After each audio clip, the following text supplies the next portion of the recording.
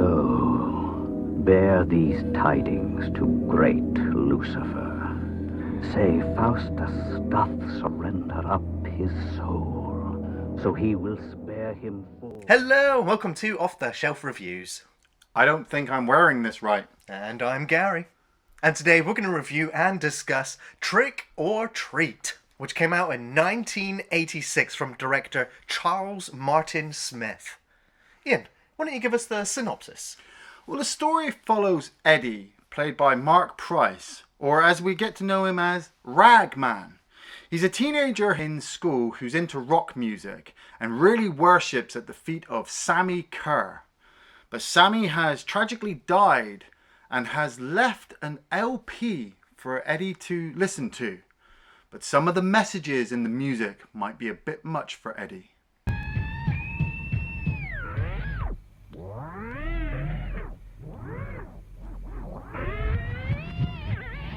Ragnar.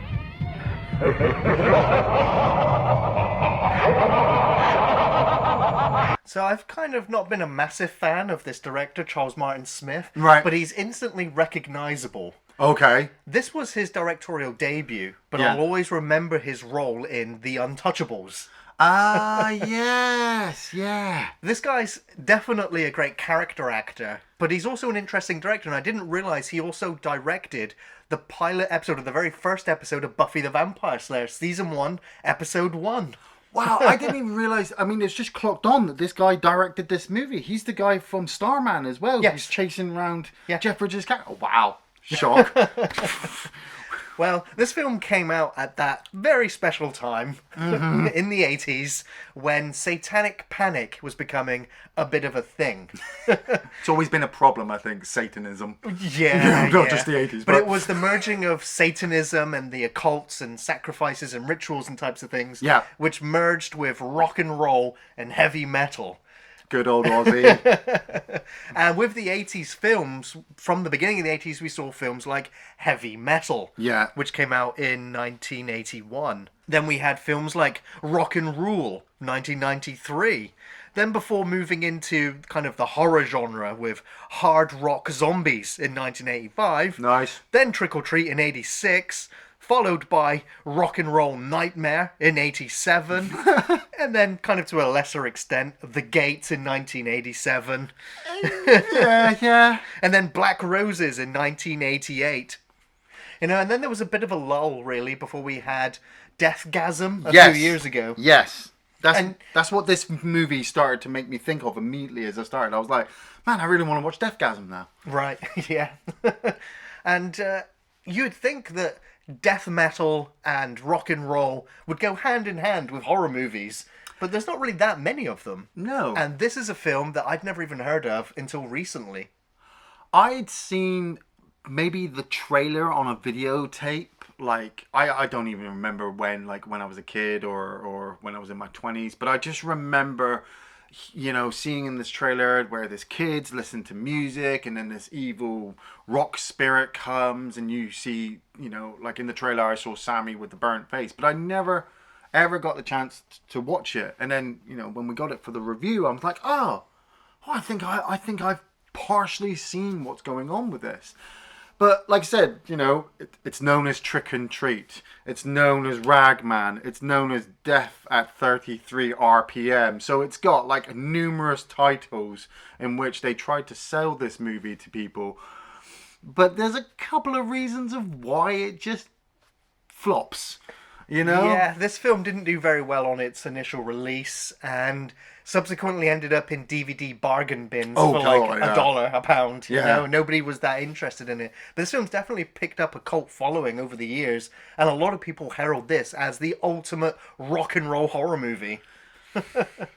I don't even think it's a sense of humour. I think they're just out and out sick people. I mean, and they're trying to make everyone else around them who listens to their music as sick as they are.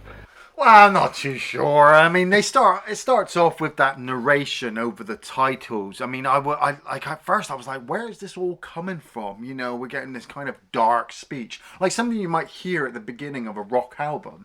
And then we're just watching the camera pan over, you know, the posters of Anthrax, the posters of Ozzy. You know, we've got Judas Priest there. So we're seeing inside Ragman's world. And I really like this room. Like, I wish I had a room like that. Fucking... It's one of those 80s attic bedrooms covered in rock and roll posters. Yeah, but it's like so much space in there. Like, you could have got so many people in there. But he's writing a letter to Sammy. And, I mean, he must be Sammy's, like, #1 fan. He's done this more than once. You know, he's talking about all the airheads and brain deads out in the world. And Eddie really does sound a bit depressed. Oh, definitely, yeah. He's definitely lonely. But then we get to see him in his school life where he's bullied quite extensively, like in the locker room. Yeah. You know, they take his tapes, his cassette tapes. Yeah, yeah. And they tease him, and then they remove his towel and push him into the other room where, you know, all the girls are playing sports, but they turn around and have a good laugh at him.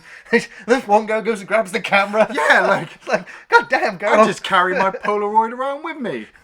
We've got Lisa Orgolini playing Leslie, who immediately from the start is Eddie's love interest. Yeah. You know, she's the girl in the background that he kind of fancies, but he's never had the balls to actually say anything to her.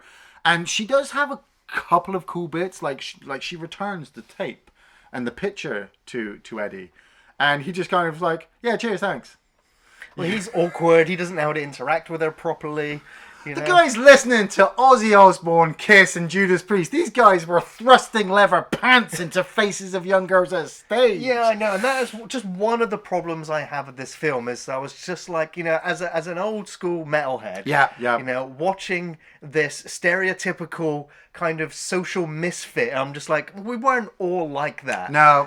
But so the film is kind of tropey, and it's just like, okay, this guy's an outsider and a social misfit and doesn't know how to interact with people. It's just like, oh, please don't label us all like that. But then back in the 80s, I'm guessing, you know, bullying and that kind of thing was more prevalent than maybe today. Yeah, but it also, like I said, it also took me back to Deathgasm, because that's how that started, isn't it? You know, he's a loner and just wants to keep to himself, and the girl that he fancies. Or it's an easy storytelling mechanic. Yeah. I just want to bring up now Eddie's friend Roger, played by, and this like shocked us both, Glenn Morgan. This is his only on-screen acting role. Oh, totally. But this guy went on to do one of my favourite TV shows. 2 of them, in fact. The X-Files and Space Above and Beyond. And 2 of my favourite horror movies, The Final Destinations. I was sat there and I was just like, I'm writing down the cast and I'm like, Glenn Morgan, I know that fucking name. And then when I looked at it, I'm like, oh, this is the dude. No wonder, you know, he looked at acting and was like, nah, not for me. I'll be a writer instead, and maybe I'll do something good. I definitely got like weird serial killer vibes from him in this film. Oh yeah, he was totally. a very strange guy, especially that scene where he's at the bottom of the ladder, where she's putting up the advertisement. He's just staring up at her underwear.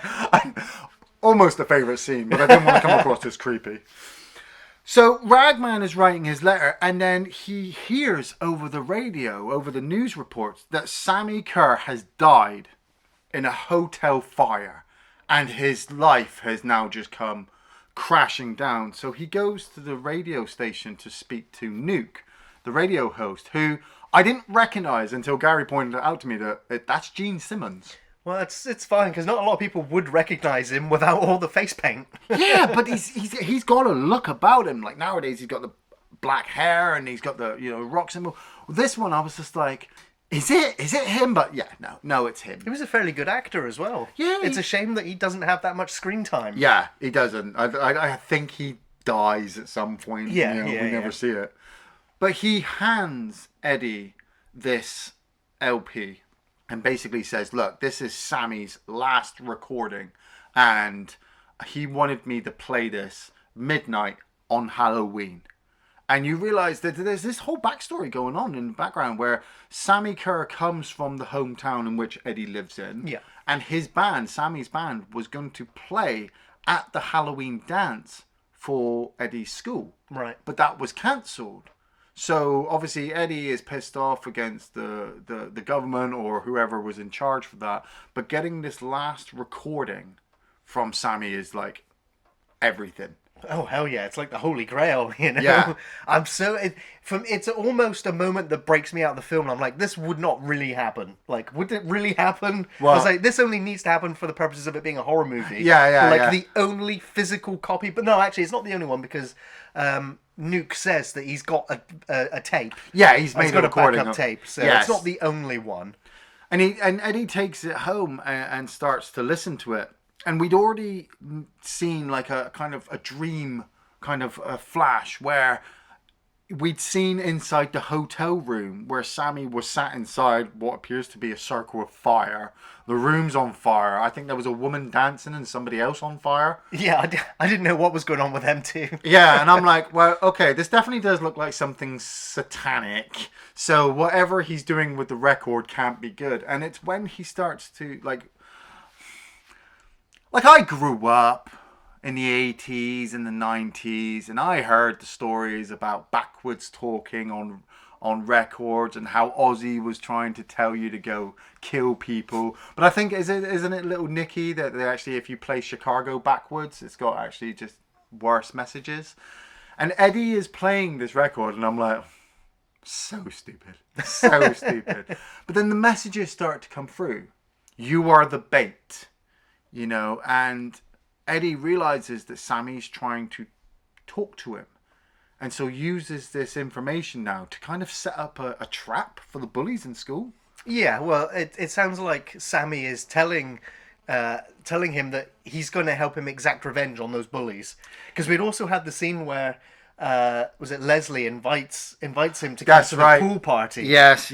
And you know, you watch him walk in there. There's a brief bit of nudity, which surprised me. I'm like, these are all high schoolers, like having a party. But dude, it's an 80s horror movie. If it doesn't have nudity in, is it really an 80s horror movie? No, it's not.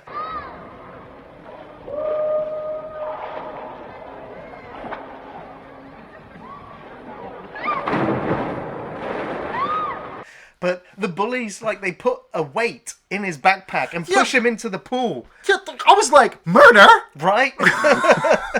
I mean, from the looks of it, it was only like a 5-pound weight. I'm pretty sure he would have been able to swim to the surface with that weight. I mean, there's not much extra weight than his own backpack. Yeah, or drop the backpack and swim to the surface. But yeah, he struggles and Leslie has to rescue him. And then he storms off. He has that rage fit at Leslie. Yeah, I'm like, dude, seriously, the girl literally has just ostracized all of her friends to jump in the pool and save you, and you're just going to storm off. At least take her home with you. Right. You know, she doesn't seem to have it. Like, normally, like those kind of girls have like the main guy as their boyfriend. Yeah. But Tim, the main bully's actually got like a completely different girlfriend. You know, I think she was the girl with the Polaroid camera. Yes. So the film is, you know, setting up that, you know, that Leslie kind of does like Eddie as well, and there'll be something in the future, you know, but at the moment they've got to find their space. And so Eddie listens to the message from the LP and then heads to the school and sets up a bunch of stuff. And then when Leslie comes over to him and Roger and tries to talk to him, you know, he just gets up, walks over, starts a fight, and runs. Hey, it's Aquaman. Amy, Yes, Edward. eat this. You're dead. But he had MacGyvered the shit out of the school, though. He was like, right, I need the swivel chair here. I need the bucket here. Yeah. And it's one hell of an extended chase sequence. I loved the guy who slips on the mop and just goes, woo! Right out the door and off the steps. I was like, I don't think we ever see that guy again. It's like he's in hospital with back surgery or something. But they chase him all the way, and I just thought it was weird. Like, Eddie goes through this door, and then they go through the door with the fire extinguisher, and it turns out to be the teacher's lounge. Yeah. And Eddie's managed to swing around. I think he just went in that door and they lost track of him, so they just thought he'd gone in that Just gone in the other one, yeah. But now the bullies are in trouble. You know, he goes back and he starts to listen to the LP. It starts to come through that Sammy is actually properly talking to him. Yeah. You know, these messages aren't pre-recorded. He's actually fucking properly talking to him.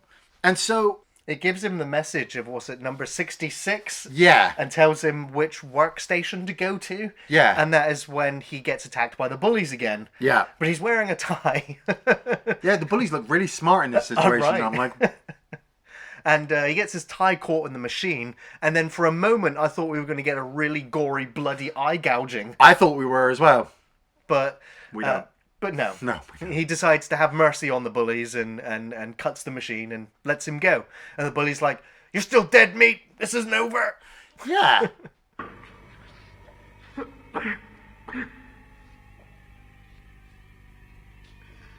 It's not over yet, yeah. But I thought this was kind of a weird turning point for me. Because like I said, I'd seen the trailer before and thought I understood the movie. And then... sitting down and preparing to watch the movie, I thought it was going to go one way. And the moment he showed mercy, I'm like, oh, I don't think Sammy's going to like that. You're now going to conflict with whatever Sammy had planned. And at the same time, I'm very confused with your character now, Eddie, because obviously you hated these bullies and you wanted revenge. And the moment you got it, you then kind of chickened out and thought, no, it's better to let him go. Yeah. Where... In my experience, that's never a really good idea. You should have just let his eye get gouged out. You know? Well, this moves on now to perhaps my favourite scene in the film. Right, okay. Where Eddie sends Tim a mixed tape as a peace offering. Oh, yeah, what? It's a fucking silver tape. I know, I was like, oh, that looks awesome. Yeah. And Tim, late at night, out with his girlfriend, making out. Yeah.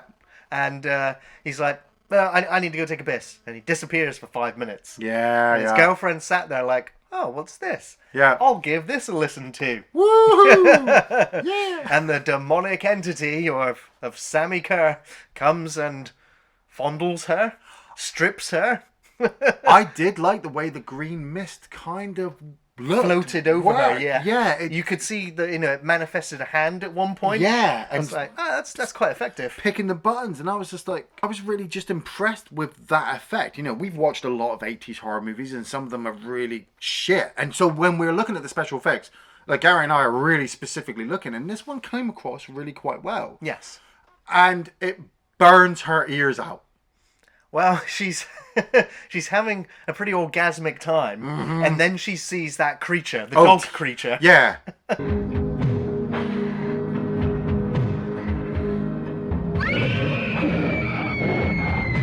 Like, I wondered what would have happened if fucking Tim had been listening to it. Would it have done the same thing to him? Like, undressed him and then tried to fuck him with a demon? Yeah, probably. But I didn't realise until the credits that this was Kevin Yeager's design of this creature. Oh. And Kevin Yeager is one of my favourite special effects artists. Pretty much created the Child's Play Chucky doll. He also did the majority of Freddy Krueger's prosthetic makeup effects. Nice. And lots of other demons and monsters throughout film history. And I was surprised that also Alec Gillis of kind of Aliens fame was also doing some of the makeup and prosthetic effects in the film. Now, some of the effects in the film are pretty damn good. Yeah. Like on Sammy Kerr, like the burn effect on him and his outfit. I was like, yeah, that's pretty metal. But there's one sequence as well that I thought was really quite effective, and that's when Eddie's back in his room and Sammy Kerr finally makes his appearance, where you see the hands and his face come through the speaker mesh. Yes, and all of the lightning effects, and then his actual explosive appearance. I was like, that was really effective, really well done. Yeah. I mean, I like the fact that when Tim's girlfriend Jeannie died, he pulled the headphones off of her ear, and it was all melted. Yeah. And he turns up at Eddie's house. And I thought this was quite a cool little twist, where he literally turns to Eddie like, stay away from me. I've been bullying you all pretty much through school, and now my girlfriend is practically dead, and I don't like you, so stay away, Eddie. And Eddie's like, huh? Okay. Like... all right. But Eddie is trying to convince Roger to get the tape back. Yeah. Because he's, like Gary said, Sammy has made himself, visible, alive in front of him, of Eddie. The Pepsi falling onto the speakers. That's a classic one of the 80s, isn't it? Yeah. Bit of electricity, bit of magic, poof! And you've got a dead rock star in your bedroom, with a half...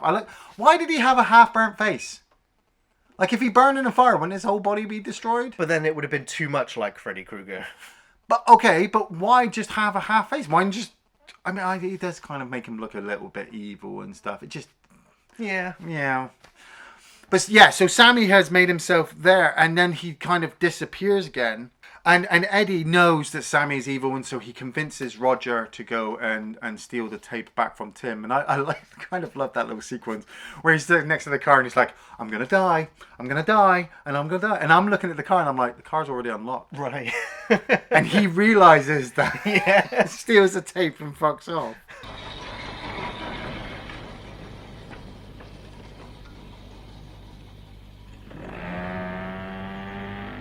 Roger plays the tape at his house, and Sammy is obviously brought to life in front of Roger, and he convinces Roger to take the tape to the high school dance, or he will kill him.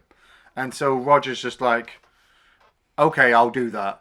And Eddie has been grounded, so he can't really go to the Halloween dance, and he's also destroyed the original LP and his stereo and everything else as well. That's right. I think that's why his mum grounded him, because he just took a baseball bat to the stereo. But he has that little moment where he opens the door to this nerdy guy in glasses, like who's dressed up like Rambo. And Eddie's mum and this guy are going out on a date, and I was like, oh, that's kind of cute, you know. I was like, well, we've finally been reminded that it's Halloween. Yes, and the film lives up to its title as we get our only trick-or-treater. Eddie realizes that the tape is being played at the dance because Leslie rings him and says, why aren't you here? And so Eddie races over to there, and Sammy possesses his car.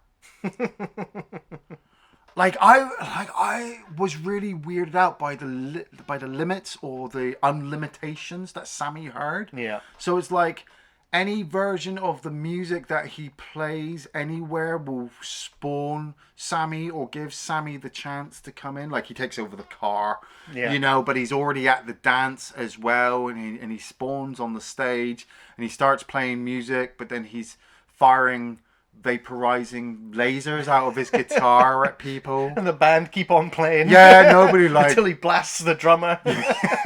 That's when people were freaking out. But like I said, Eddie's racing around in his car, and the car is smashing him into stuff, and it teeters him over a bridge. Yeah, and he's about to die, and he manages to pull the tape out, rip the tape to pieces, gets out of the car, and runs to the school. Which I'm like, how far's the school? You're gonna die before you get there. It's a small town. Yeah. But Eddie finally makes it to the school and tries to obviously rescue his soon-to-be girlfriend and his best friend. And Sammy is just going around killing everybody. Like, he gets hold of Tim, the bully, and sticks his fingers in a socket. Well, I was getting ready to go, you know what? The bully's not actually that bad. No. Like, I mean, granted, he tried to kill Eddie at the beginning of the film. Yeah. But I honestly, in my mind, I was like, I don't think he's that much of a douchebag that he would want to kill Eddie. Yeah. It was one of those 80s things, Well, like I said, the moment he said, stay away from me, I'm like, okay, not many bullies do that. They normally just keep coming back. I was honestly expecting the bully to do the switcheroo and become the good guy as Eddie was becoming the bad guy. That would have been cool, yeah. But no, the moment he starts getting rapey and then slaps Leslie across the face. Oh, God, yeah. I was just like, okay, no, there's no redeeming this character. And then, of course, Sammy turns up and then sticks his fingers in the sockets, electrocutes him, but you can't really tell. You'd think, like, the bully's gonna get his comeuppance. Yeah. It just cuts to white. You Yeah. can't see anything. And then, it's like when the police turn up outside and they've got the taser on Sammy, and then Sammy does his thing and all we see is a couple of smouldering boots. Yeah.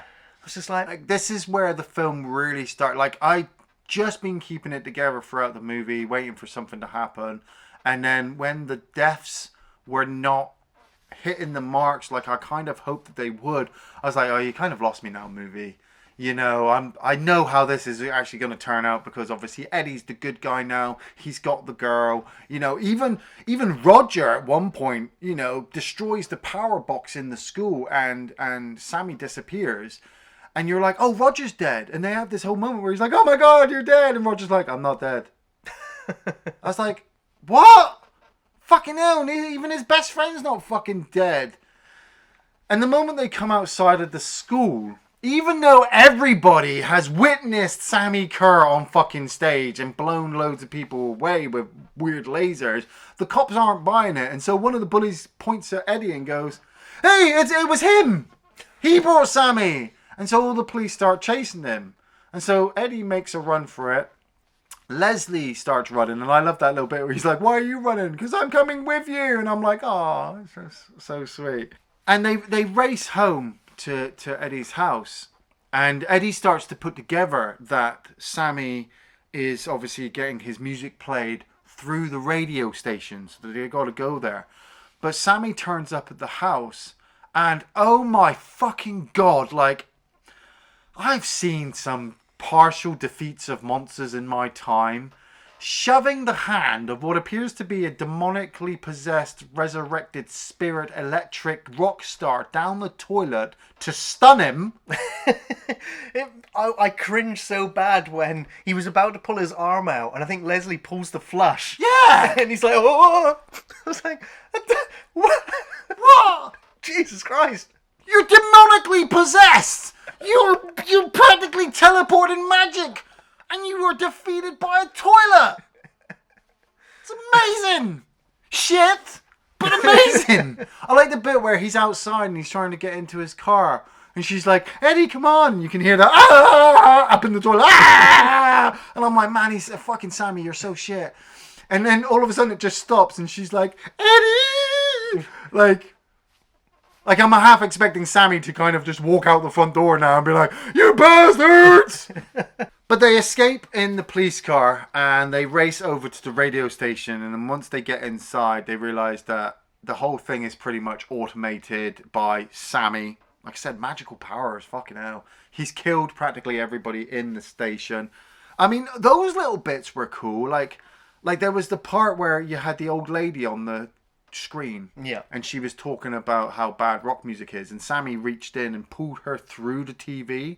And she exploded or burned or something in front of Roger. Wasn't Roger like hoovering around her dead body at one point? Yeah. You know, and so you kind of, the film's already established that Sammy's got these magical electrical powers and they can't get into the room to get the tape out. So Eddie pulls Leslie outside and says, "Look, count to 100. I'm going to lure Sammy away. You're going to race in there and destroy the music." And she's like, "But what about you?" And he's like, "Well, if I survive, then we'll get together." And I was like, "Oh, well, okay, that's not really a heroic speech, but I mean, it's kind of realistic. Like, look, I kind of think I might die. Right. Because I've got no toilet in my car to stun him." So he jumps into the car and drives away and he just starts bad-mouthing Sammy over the radio. Like he throws a radio, like a mini portable radio in the back of the seat. Yeah. And just starts bad-mouthing Sammy. Like, "Come on, Sammy, you fucking pussy, can't you do anything?" And Sammy finally spawns in the back of the car, but can't get through because of the wire mesh. And Eddie drives the car to the edge of the bridge. And while he's doing that, Leslie has ran indoors and smashed up all of the radio stuff so the music stops playing just in time for Eddie to drive the car off the bridge and defeat Sammy in the river.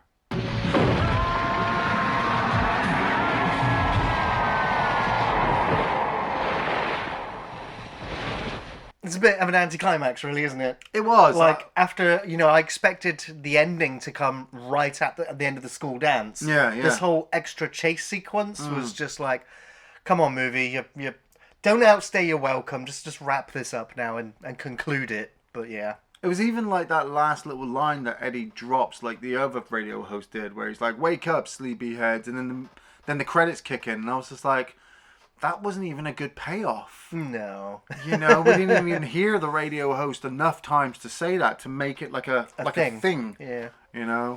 But well, I mean, do you have any memorable favourite scenes from the film? I do have a few. The guy slipping over the mop in the school when he was chasing Eddie, I just thought was fucking over the top and stupid. Yeah. But it was just like a cool edit, where you see the guy slip and then he's whoop out the door.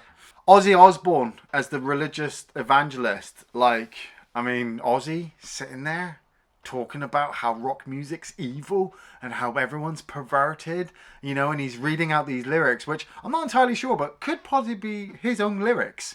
Yeah. You know? And he looks so smart and sober. Right. You know, it's one of those rare occasions. It's rare occasions where Ozzy's actually making sense. It is amazing to see him as this preacher, you know, like going completely against type and, you know, just repeating everything that he's heard his entire life himself. So I was like, that's fine. That's funny. It's, you know how old this movie is because Ozzy's got blonde hair. And you can understand what he's saying. Oh, yeah. Gonna drive my long steel missile down on your love channel. Deep, deep, you'll beg for more. Raising hell and serpent score. Feel me, feel me. Now, what does that mean to you? To me, it means nothing but a sexual act. Sammy dragging his hand across the screen, I thought was a really cool effect. I mean, I gotta admit, some of the effects were really cool, like the green mist going over the girl's body. You know, like I didn't like the demon thing as briefly as we saw it. It looked stupid.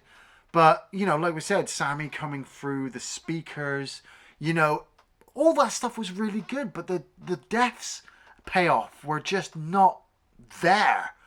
Like, one of my other favourite scenes was Stan picking up Eddie's mum.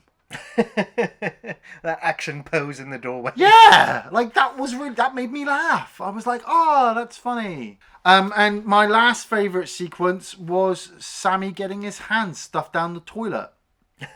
It was funny, stupid, and like none of the deaths up to that point had actually hit me to go, yeah, you know, this is really good. None of them, absolutely none of them. And so seeing his hand get stuffed down the toilet and how overreactive Sammy could be, you know, the actor Tony Fields playing Sammy, I did think actually did quite a good job as this, you know, demonically possessed rock spirit. You know, he was a bit imposing and intimidating in some of his sequences, but it wasn't designed or written well enough with the deaths that he comes across as a really well remembered horror character. So seeing his hands stuffed down the toilet, yeah, that's what I'll remember Sammy for. Yeah, I think you've pretty much mentioned all of my favourite sequences as well. Oh wow. Yeah. Watching the lady get pulled through the television screen, I was like, that's great. Like, it's, you know, that's a fantasy of yeah. You just get irritated with somebody on TV, you just want to pull them through the TV and beat them. So yeah, that was great. I loved the Ozzy Osbourne cameo. That was great. Really enjoyed that. Tim's girlfriend in the car with the beast. I was like, that was probably the highlight of the film for me. Yeah. And my favourite effect was Sammy's face coming through the speaker. I was like, that was quite effective. Yeah. Worst scenes for me was Sammy's arm stuck in that bloody toilet. Yeah. I was like, you've completely neutered this character. Like, I'm not scared of him anymore. Imagine if, like, in Jason, like Friday the 13th for Jason Voorhees, they pushed him in a bath, right, and he just kind of stuck there like, I can't get out, the water. Like, it's a full bath. That's what I meant. It had water in it, and he's like, ah. You'd be like, well, this completely fucking ruins all the 7 movies up to this point. Right. Well, Iain, do you recommend Trick or Treat? I don't recommend Trick or Treat. Like I want to say, like, you should partially see it because it's an 80s horror movie, but it was bland, if I'm completely honest. Like, you know, like I said, the toilet bit was like one of the funniest sequences, and that comes towards the end. There's no really good deaths. I mean, I was a bit surprised by the switch between Eddie becoming, you know, wanting to use the revenge that he had planned and then turning against Sammy, and then Sammy becoming the bad guy. But I always kind of knew Sammy was the bad guy.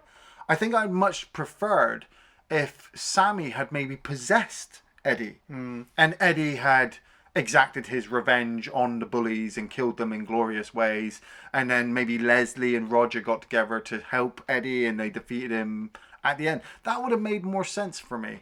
But the fact that, like, he gets these messages from Sammy, and Sammy is stopped from delivering this revenge, and then It's not the best thing. Watch it if you want to waste an hour and 30 minutes and want to watch an 80s horror movie, but no. Yeah, I denied and then watched the film a second time and really? kind of appreciated it a little bit more on its second viewing. And so, if you have a nostalgia for 80s mixed in with metal music and comedy horror, that makes this a must-watch. I will say, though, as someone with a love for all of those things, my first viewing of this film left me a little disappointed.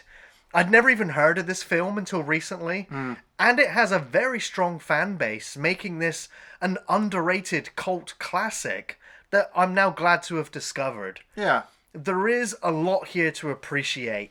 The music, especially by Fastway, and the score by Hellraiser's Christopher Young, is fantastic. The Ozzy and Gene Simmons cameos are not too distracting, and metal fans will enjoy watching Ozzy bash the devil music as a preacher. Yeah. The story feels very familiar to Carrie and Christine, but it separates itself enough with its villain, Sammy Kerr, who almost echoes a bit of Freddy Krueger. Almost. The film has brief nudity, almost no blood, and fairly lame deaths. But the performances, which range from awful to okay, is enough to carry you through. It's not really a big range there, from awful to okay. No. But it remained entertaining without too many dull moments. It was a cheesy treat. So, check it out. Still think Death Dasm's better. Yeah. Thanks for watching Off the Shelf Reviews.